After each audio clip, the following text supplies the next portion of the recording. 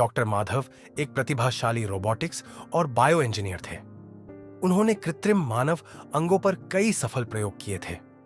उनकी जिंदगी बेहद खुशहाल थी, विशेष रूप से अपनी पत्नी शिमू के साथ। दोनों एक दूसरे के साथ अपने सपनों को साझा करते और अपने काम में पूरी तरह से लीन रहते थे। बड़े लंबे अरसे के बाद पति पत्नी ने मिलकर यूरोप घूमने का प्लान बनाया और पूरे इंतजाम कर लिए। टिकट से लेकर बुकिंग तक सब कुछ हो चुका था, लेकिन तभी किस्मत ने करवट ली। एक दिन अचानक शिमू को दिल का दौरा पड़ा और वह हमेशा के लिए माधव को छोड़कर चली गई। शिमू के जाने से माधव की पूरी दुनिया जैसे सूनी पड़ गई थी। जाते जाते शिमू ने बस एक ही बात कही थी, माधव, काश मेरा दिल तुम्हारे हाथों बनाया हुआ होता तो शायद ये फेल न होता। यही एक वाक्य था जिसने माधव की पूरी सोच को बदल दिया। शिमू की आखिरी सांस के साथ ही माधव ने बिना कोई देरी किए उसका दिल निकाल लिया, मानो किसी उम्मीद को थाम लेना चाहता हो। उसने उस दिल को संभाल कर रखा जैसे वो एक धड़कती हुई याद हो। वर्षों की रिसर्च और अथक परिश्रम के बाद माधव ने एक क्रांतिकारी कृत्रिम दिल का निर्माण किया। फिक्स वन ये कोई साधारण यंत्र नहीं था। इसमें न्यूरल नेटवर्क चिप्स और बायोफ्लूइडिक सिस्टम लगे थे, जो न सिर्फ शरीर को जीवित रखते थे बल्कि इंसानी भावनाओं को भी समझते और रिकॉर्ड करते थे। एक दिन अस्पताल में एक बेहोश लड़की लाई गई। उसका नाम अरीबा था और उसके दिल ने धड़कना बंद कर दिया था। उसकी हालत नाजुक थी और जिंदा रहने की एकमात्र उम्मीद थी फिक्स। माधव ने जोखिम उठाया और पहली बार फिक्स वन को किसी इंसान में प्रत्यारोपित किया। धीरे धीरे अरीबा ठीक होने लगी, लेकिन जल्द ही उसके व्यवहार में कुछ अजीब बातें नजर आने लगी। वह ऐसी बातें करती थी जैसे वह माधव को वर्षों से जानती हो। वो वही शब्द दोहराती थी जो कभी शिमू कहा करती थी।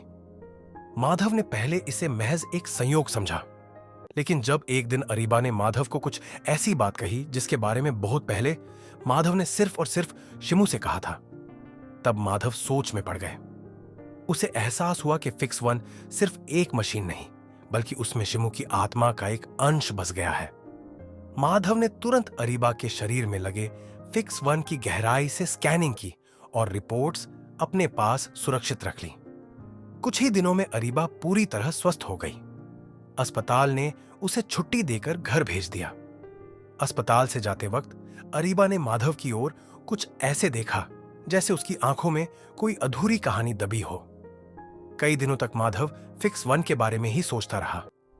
उसके मन में अनगिनत सवाल और रहस्य उमड़ते रहे। और फिर एक दिन अचानक उसे याद आया, फिक्स वन की डीप स्कैन रिपोर्ट तो उसने अब तक देखी ही नहीं थी। बिना वक्त बर्बाद किए उसने झट से अपना लैपटॉप ऑन किया।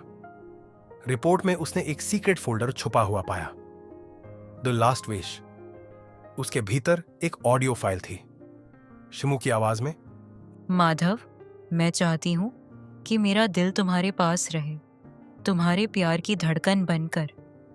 यह सुनकर माधव के मन में एक सवाल उठा, क्या यह अरीबा के शरीर में सचमुच शिमू का पुनर्जन्म है, या फिर सिर्फ फिक्स मैक के न्यूरल नेटवर्क चिप्स में बसी शिमू की पुरानी यादें हैं जो अब अरीबा के शरीर में समा गई है। क्या इंसान सचमुच कभी मरता है या वो बस किसी नए रूप में जिंदा रहता है? कुछ दिनों बाद एक शाम माधव अपनी लैब में अकेले बैठे थे। उनकी आंखें अपनी पत्नी शिमू की तस्वीर को निहार रही थी। वो उसकी यादों में डूबे हुए थे कि तभी उनके मोबाइल पर एक मैसेज आता है, अरीबा की नंबर से एक वॉइस मैसेज।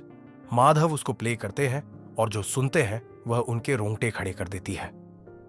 अरीबा बिल्कुल शिमू की अंदाज में कह रही थी, माधव, हमारा यूरोप ट्रिप का क्या हुआ? क्या तुम मुझे यूरोप घुमाने नहीं ले जाओगे? हमारी ट्रिप के टिकट तो कब के बुक हो चुके हैं। माधव के आंखों में आंसू थे और साथ ही माथे पे पसीना। ये यूरोप ट्रिप की बात अरीबा को कैसे पता? दोस्तों, कमेंट करके बताइए कि आपको क्या लगता है, क्या यह शिमू का पुनर्जन्म है या विज्ञान का कमाल? अगर वीडियो अच्छा लगा हो तो कृपया चैनल को सब्सक्राइब कर दीजिए ताकि हम आपके लिए इसी तरह के और वीडियो ला सकें।